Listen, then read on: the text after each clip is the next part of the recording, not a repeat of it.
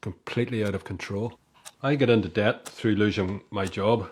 We were so embarrassed and ashamed. Eventually we had to leave our home as we couldn't afford the We repayments. received letters, phone calls. My confidence and motivation just spiraled I was downwards. waking up in the middle of the night from worrying, having panic I attacks. couldn't see or think straight. We were skipping meals. I was asking family and friends for money to get electric. Things had got so We thought dark, we couldn't trust I anybody. just didn't want to be here.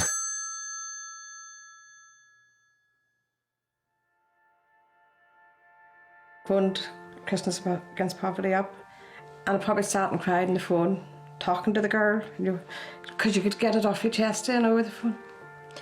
And I think it was a week after, Natalie, the camp manager, came out.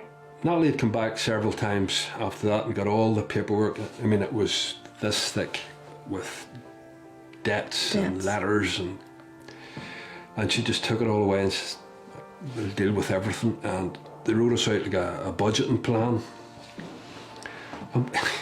We actually had savings. Yeah, we actually it's like they don't pay it for you. It's what money you have.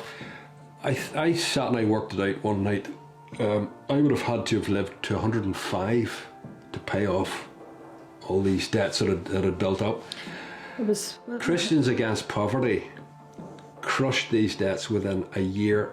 It was just slightly over a year, wasn't it? 1 year they had it dealt with. And these companies who just wouldn't take no for an answer, I mean, Christians Against Poverty had such clout that they were just able to go in and steam into them and say, right, you'll be getting this a week, you'll be getting that, and you'll be getting that. The debts, the letters, the phone calls stopped literally overnight. It was just pure, absolute love and kindness and help and wanting to help.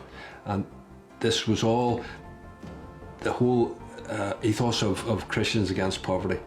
They just wanted to reach out with God's strength and His love and help people. I just looked across at Natalie and I thought, where do you get this sort of kindness from? And they want to do this. She said, it's God. It's His love in her heart. And I remember thinking, wouldn't it be lovely to be like that? And I thought, well, no chance.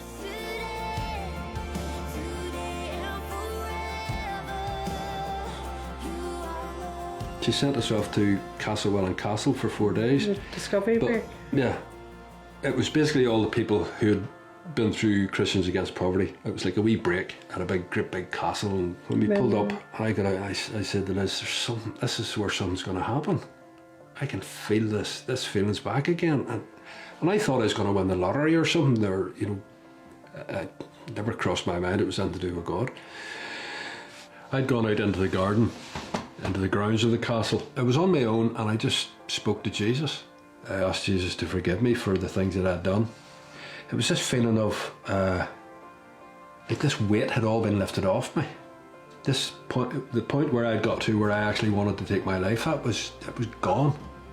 And I could feel a tremendous sense of relief that I now had someone that I could talk with that absolutely would never ever leave me.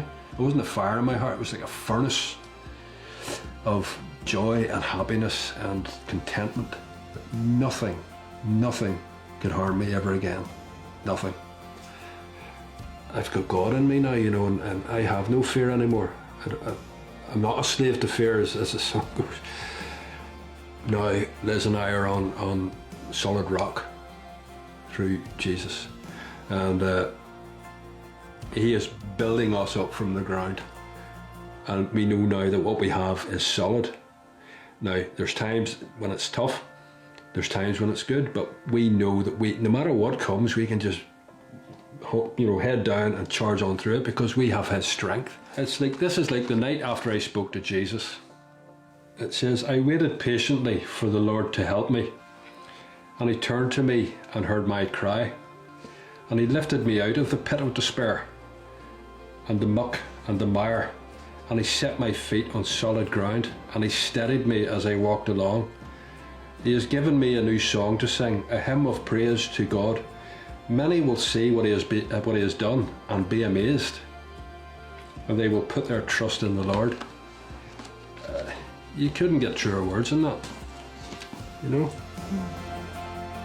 If you could give £12 a month, you could help to save someone's life, just like ours.